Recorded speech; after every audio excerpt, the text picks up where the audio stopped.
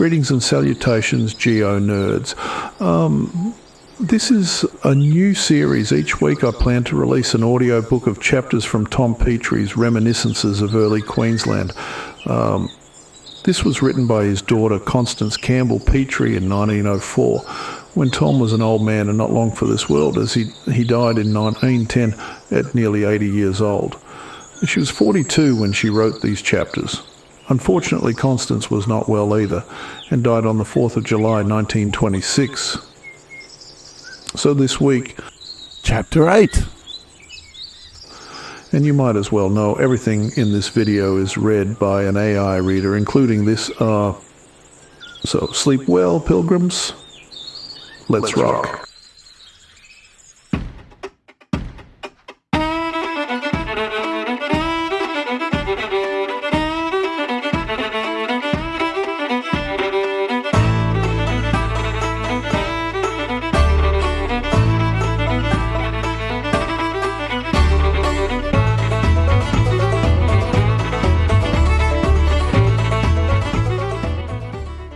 Tom Petrie's Reminiscences at Chapter 8.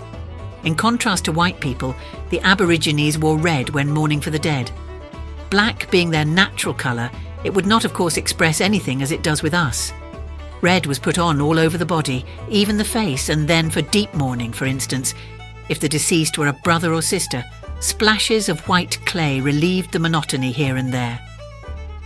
It was only the old people who troubled to mourn thus, however, and the old gins in addition wore feathers coloured red, stuck in little bunches here and there in the hair with beeswax.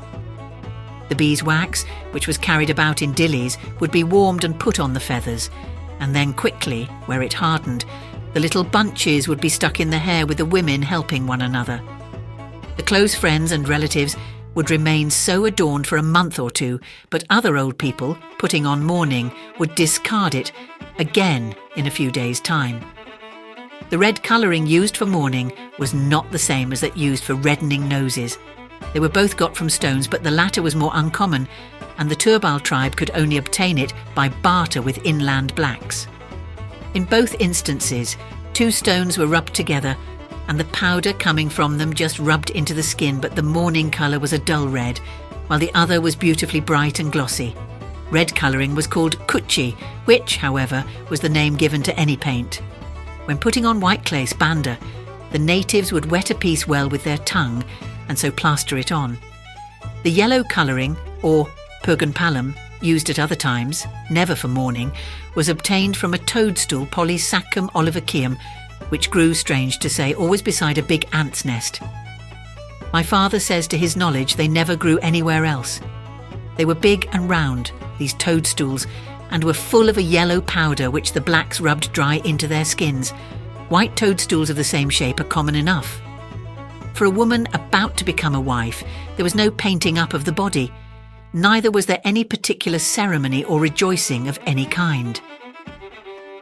The Aborigines, however, were most strict and particular with regard to their marriage laws. Indeed, they would not dream of allowing things we do. For instance, a man might not even marry any of his former wife's relations, and those we call cousins and second cousins were quite out of the question. Marriages were generally arranged without the contracting parties having any say whatever in the matter, and a man would often so get a wife from a tribe other than his own, though this wasn't necessary. At corroborees, the different tribes exchanged their goods such as shields, spears, nets, etc., and often they made use of the same occasion to give and take wives. It was always a correct thing, indeed a general rule for a Turawan of one tribe to give his daughter to the son of a great man of another, and then the son's father gave his daughter back for the other's son, or else they exchanged sisters. Or perhaps in the corroboree there would be a man who danced and joked especially well. This man would take the fancy of a Turwan in an opposite tribe, and so he would generously present the capable young fellow with his daughter, or, if he had none, his sister or next relation. Then the young man who had gained such a prize would give back his sister to the old man's son, and so on, for it was always give and take. If there was a widower in the camp and the others thought him deserving of a wife, or if there was a man unmarried and deserving, the blacks would consult together to choose a wife for him without his knowledge. Then, if all relations agreed, The djinn would be told by her friends who was to be her husband, and the man would be told in the same way whom he had to take for his wife. In spite of all this arranging, two young people would sometimes make use of their own fancy and run away together. There was such a thing as that in passion called love amongst the Aborigines, I suppose. These two young unfortunates would be followed and brought back after a time, and straightway a fight was arranged between their respective tribes. If his friends should win, he was allowed to keep her. But should her party have the better of it, then no injustice. She was beaten and cut about most frightfully, almost killed, and the pair were separated, she being sent back to dear parents. Woman, poor woman, is there no justice for you anywhere? Sometimes when these exchanges were being made, a little girl, a mere baby of 5 or 6 years, might be given to a man of 30 or 40. However, she would stay with her parents until she was about 14 years old. Then one day a hut would be made, and a fire built in it, and the Blackfire would go alone into the hut and sit beside the fire. The mother and father would bring the girl to him, leave her alongside, and then walk away without speaking a word. Ever afterwards the mother must shun her son-in-law, and if she saw him she covered her face. She, however, might speak to her daughter. A mother-in-law was called Umbagoy, and she always avoided her son-in-law. Thus, even with the blacks, you see, a son and mother-in-law were not supposed to hit it. Indeed, with them it was a law that there should be no communication whatever between the two. According to some people, this law with us would save trouble. Different tribes would be related one to the other all over the place by these intermarriages, and father always found some woman from another tribe in every fresh one he came across. The woman belonged to her husband's tribe then, and children were always spoken of as their father's son or daughter, not their mother's. And if a man died and left a wife and family, his brother was supposed to take the widow, if there were no brother, however. Then the next male relation of the deceased was responsible. Failing any relation, the widow was given to a man the tribe thought should have a wife, or perhaps if she and some man had a fancy for one another, and the friends did not object, their marriage was allowed. A great man or Terwan might have 2 or 3, or even 4 wives. In such a case he would take one out hunting when he went, leaving perhaps 2 to seek for roots and prepare them against his return. Then next day a different one would accompany him, and so on. These wives all lived happily enough together. The poor Savages knew no greater happiness apparently than to serve their lord and master. They were useful in carrying the burdens from place to another. A woman, because she was a woman, always carried the heaviest load. A man took his tomahawk, his spear and waddy and that sort of thing. A woman humped along the weighty kangaroo and possum, skin coverings, the dillies with eatables, and sometimes also a heavy little piece of goods in the form of a child. At times, too, she would carry tea tree bark on her back for the humpies, while ever and anon, as they travelled along, the men enjoyed themselves, hunting and looking for sugar bags, native bees' nests, etc. Sometimes old men, never young ones, would carry puppies too young to walk, but it was mostly women who did this also. Aborigines were awful fond of their dogs. They were the only pets they had. They would never by any chance kill a puppy, but would keep everyone. And this no doubt accounted for the poor condition of these followers. Father says that even in old days they were a mangy-looking lot. Probably they did not get sufficient food, but had to live on the scraps and bones thrown to them. However, a djinn would nurse a puppy just as carefully as any baby. All dogs would sleep with their owners, and they would drink from the same vessel. Children, in spite of their parents' fondness for them, if they dared ill-use a dog, would call down torrents of abuse upon their little black selves, and they would be smacked soundly. Dogs would be taught to hunt. They were always native dogs in the old times, but those of the white man soon got amongst them, and my father knew one black fellow who carried a domestic cat about with him. The Aborigines used always to declare that the billing, what we know as the small house bat, made all their menfolk, and the wamankan, nighthawk, made the woman. They did not eat either of these, but might catch and kill them. If the mean got hold of a wamankan, they would bring it into camp and, holding it up, would chaff the woman about it. They also chased the fair sex all over the place with this huck, and with it plagued the life out of them in every conceivable way. For instance, they rolled it up in bark as though it were a dead body ready for burial, and putting it over their shoulder, strutted about so. But supposing the women got possession of a billing, Then their turn came and the men were laughed at and taunted and chased. This kind of thing would generally start with jokes and yells and screams of laughter, but sometimes it ended pretty seriously, in big fights and squabbles. Great cuts and gashes would then be the result, the women fighting just as viciously as the men. A bird, the piping shrike thrush, Colyricincla harmonica, Latham, which the blacks christened Miram, was always watched when it came near a camp, and it was spoken to and asked questions about certain things. The blacks noticed whether it called out in reply or not, and they took warning and acted accordingly. If the bird was silent, all was well. Supposing, however, in spite of its silence, something went wrong after all, then instead of losing faith in the bird, they blamed themselves for not having asked it the correct question. On one occasion, when my father returned from the Turon diggings in 1851, he showed the blacks some gold dust, and they informed him they knew where there was lots of it. So they took him to Samford, to a creek in the scrub there, and sure enough there was plenty yellow showing, but the white boy saw at once it was only mica. However, they camped for the night there in the scrub. Samford was all wild bush then. As darkness was descending, a bird, a miram, came and settled on a branch above their heads and called out. An old blackfellow got up and spoke to it, asking if there were any strange blacks in the neighbourhood. The bird did not answer but flew away, so the natives felt safe. However, later on, a sound like something heavy hitting against a hollow tree broke the stillness. The sound was rather peculiar. To this day, my father says, he can hear it in fancy in the quietude of the scrub. He suggested that it was a tree falling, but this dark companions would not hear of this, and began to lament and blame themselves that they had not spoken properly to the miram. It certainly would have answered if they only had asked the right question.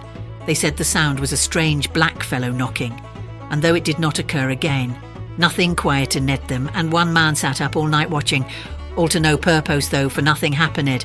It was on the way back to Brisbane from this trip next day that the blacks showed father the Kipper ring at Samford. If an Aboriginal dreamt anything special at any time, he would always repeat the dream to his companions, and they would take it seriously. A dream was called Peerburn, and during one, a man would often see a person who had died and imagine that he was told to do this or that, probably kill someone. Also, if he saw anything dreadful in his dream, he became exceedingly afraid and would be convinced that the awful things he saw were really to happen. Again, if the moon or sun became eclipsed, it was a sure sign to the natives of the death of someone. Lightning too frightened them, and they always hid their spears and tomahawks during a storm. Spears, when not in use, were left standing upright against the doorway of a hut, and father says that as a storm came up, you would see the natives taking these and their tomahawk and laying them down on the ground under tufts of grass. Later on, when they had learnt the white man's habit of smoking, they always took their pipes from their mouths when a storm was raging. The Aborigines had peculiar habits with regard to illnesses. The kundri, the crystal stone before spoken of, was held to be the cause of pretty well everything in that way. A great man possessing one of these stones was always to the fore.